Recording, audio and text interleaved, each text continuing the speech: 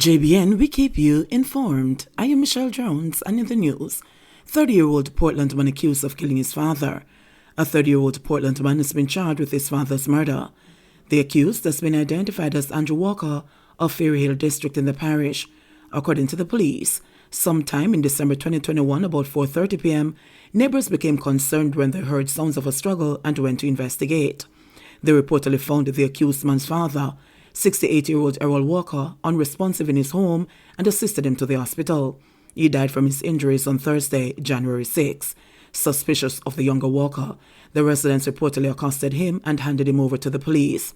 The police said investigations implicated Andrew in his father's injury, and following the results of a post-mortem, which ruled that Errol died of blunt force trauma to the head, Andrew was charged with murder. He'll appear in the Portland Parish Court on Tuesday, February 8. Teen charged with murder after shooting man with fish gun. A teenager who allegedly shot a man in the eye with a fish gun in early January has now been charged with murder following the death of the man at hospital. The 16-year-old boy will now appear in the Children's Court in Yallis, St. Thomas, on Monday, February 7. His charges stem from an incident at Springfield Road in Morant Bay, St. Thomas on Sunday, January 9, in which he allegedly accused a man of stealing his phone. A tussle ensued, and the teen reportedly left and returned with a fish gun, which he used to shoot the man in the eye. The injured man was admitted to hospital for treatment, but succumbed to his injuries on Wednesday, January 19. He has since been identified as 42-year-old Leon Scott, otherwise called Mongoose, of Springfield Road in the parish. The teen was arrested on Monday, January 31, and later charged after being interviewed. 2 men gunned down in Tivoli Gardens. The police are keeping an eye on Tivoli Gardens, Kingston 11, after 2 men were shot and killed by a gunman in the area on Thursday night. The deceased have been identified as 33-year-old Raymond Brown, otherwise called Postman, of Windsor Heights in Spanish Town, St. Catherine, and 30-year-old Leon Morgan, otherwise called Lee, of Vereen Avenue, Kingston 10. Police report that at about 9:35 p.m., residents heard loud explosions coming from a section of the community and alerted the police. On the arrival, Brown was found suffering from gunshot wounds and taken to the hospital, where he was pronounced dead. Sometime later, Morgan was also found suffering from bullet wounds in the community and was assisted to the hospital, where he died. Investigations are ongoing. Gun attack in Duane Park that left 4 injured was reprisal, say cops. An ongoing gang feud is believed to be the motive behind the shooting of 4 people in Duane Park, St. Andrew, a week ago. The 4, which included a woman and 3 men, one of whom is a policeman, were shot when gunmen opened fire on the group. They have since been released after being admitted to hospital. Head of the St. Andrew South Police Division, Senior Superintendent Kirk Ricketts, said investigations have unearthed that the attack was a reprisal for a murder that happened in the middle of last year. SSP Ricketts said there have been many reprisals and counter-reprisals since that murder, with last week's shooting being the latest. One of the injured persons was the target of the gunmen, SSP Ricketts said. He said the gang feud was between men from the area and men from other areas and in other police divisions. The police have since stepped up patrols in the community where the shooting occurred. Accused phone thief remanded. A man accused of stealing 20 phones from a store in Halfway Tree, St. Andrew, was remanded in custody when he appeared in the gun court downtown Kingston yesterday. Antane Hutchinson, 20, who is charged with robbery with aggravation and illegal possession of a firearm, is to return to the court on March 22, 2022. Hutchinson, who is from Mandela Terrace, St. Andrew, was charged earlier this month after he was reportedly held with a gun and several stolen phones while traveling on a bus. Allegations are that 4 men entered the phone store pretending to be customers. It is reported that the men then pulled guns and robbed the store of 20 cellular phones before fleeing.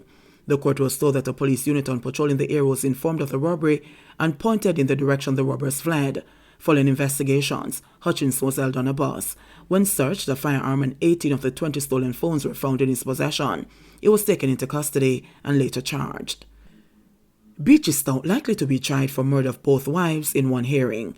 Portland businessman Everton Beachistown MacDonald, who is charged for the deaths of his wife and ex-wife, could be tried for both matters at the same time. The prosecutor made the revelation yesterday when MacDonald appeared in court via video link. MacDonald, 67, is to return to court on May 26 when matters against him will again be mentioned. Meanwhile, the prosecutor said the police at the Cybercrimes Division needed a further 4 to 6 weeks as there was a delay from one telecommunication provider in releasing certain material. According to the prosecutor, there is nothing else outstanding. She is hoping that a trial date will be set at the next occasion. Meanwhile, Attorney Earl Hamilton told the court yesterday that he received disclosure last Thursday and described the files as voluminous, with the prosecution's intention to try both matters. Hamilton said he and his client needed to have further talks relating to representation in both matters.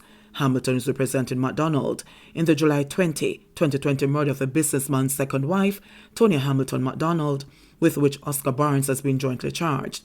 No representation has been settled for MacDonald in relation to the May 2, 2009 murder of his first wife, Merlin Petal MacDonald. Hamilton has put the court on notice that there are certain submissions he intends to make on the next occasion. Yesterday, the court also heard that Barnes, who is represented by Ernest Davis, has not been able to take up his bail. Barnes, who was granted bail in May 2021, told the court that his passport, which is to be used in the bail process, was seized by the police. The court has instructed investigators to release his passport. Ruthless. Grief-stricken relatives are still trying to determine what led to the machete attack on a married couple in Buxton Town, St. Catherine on Thursday, which left the wife dead and the husband with life-threatening wounds. The deceased has been identified as 63-year-old Murderous Sullivan. Her husband, who remains unidentified for his safety, was treated at hospital and released. Reports from the Lindsay police indicate that the attacker, armed with a machete, invaded the couple's house about 1 a.m. and attacked them. The police said Murderland and her husband were sleeping when they heard a sound outside, and her husband decided to make some checks. The husband was allegedly attacked and received injuries to his face. He raised an alarm when the perpetrator escaped. His wife was later found inside their home with chop wounds all over her body. Both were assisted to the hospital, where Murderland was pronounced dead, the police report stated. Investigations into the attack are ongoing. On Thursday, bloodstains on buckets and pans in the yard and on bed sheets inside the house pointed to a vicious attack. Relatives, including the Sullivans' granddaughter, were in tears and hugged each other for comfort. They, along with residents and police, had converged on the bloody crime scene. Murderland, who is the mother of 9 children, 2 of whom are deceased, was described by her children as a jovial woman. Her children stressed that she was always busy doing domestic work and helping her husband burn charcoal for sale. One of Sullivan's daughters, who gave her name as Wendy, said that she believes the couple was robbed. Me think it's somebody that tried to rob them. My mother is a loving woman.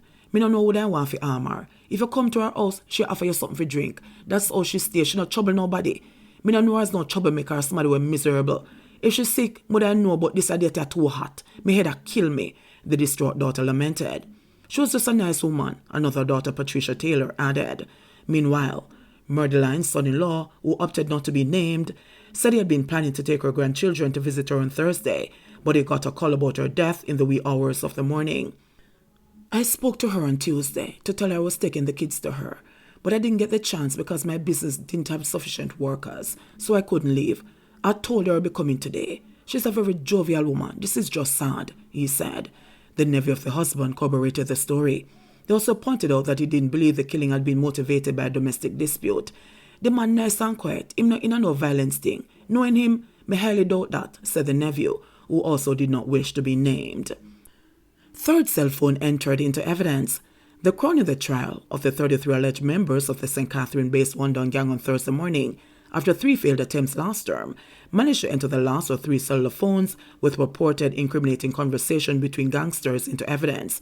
The gadget, a black Alcatel cell phone, is one of 3 devices that the Crown is counting on as part of the body of evidence in the case against the alleged gangsters. Witness number 1, a former gang member turned Crown witness, had testified that he had turned over to the police 3 phones, 2 of which were given to him by the cops, with recordings of conversations between himself and members of the gang, including alleged leader Andre Blackman Bryan. He said he downloaded a call recording app to automatically tape multiple cell phone conversations, which were also saved. He forwarded the recordings to cops when the memory became full. The third handset, the Alcatel, had only been marked for identification after being rejected by the court after 3 tries on the part of the Crown. This, as a lead investigator in the case, when handed the gadget, had been unable to open the device to retrieve the unique identification number stored inside. He said at that time that prior to the trial, he had accessed that number by dialing a particular series of digits on the phone, which would then produce that number. He was, however, unable to utilize the dial-up feature when he took the witness stand in November to testify because the phone had not been charged. The prosecution, in a subsequent attempt, tried to have the detective access the gadget, which had been charged by the court's registrar. They, however, encountered another roadblock when it was revealed by the detective that the phone had been locked with a pin, presumably by the witness, and he was unfamiliar with that code. Based on his not being able to prove that the identification number he had recorded in his notes was the same one attributed to the phone, the attempt to have the gadget entered as evidence failed. On Thursday morning, however, during the testimony of an expert witness who is a cyber incident response specialist, the beleaguered handset, along with the compact disc bearing the data extracted from it, were successfully entered into evidence by the Crown. The expert witness maintained that based on the process and application used in extracting the information from the device, it was impossible for him or anyone else to tamper with the information or alter it in any way. 267 new COVID cases in Jamaica, 10 more deaths.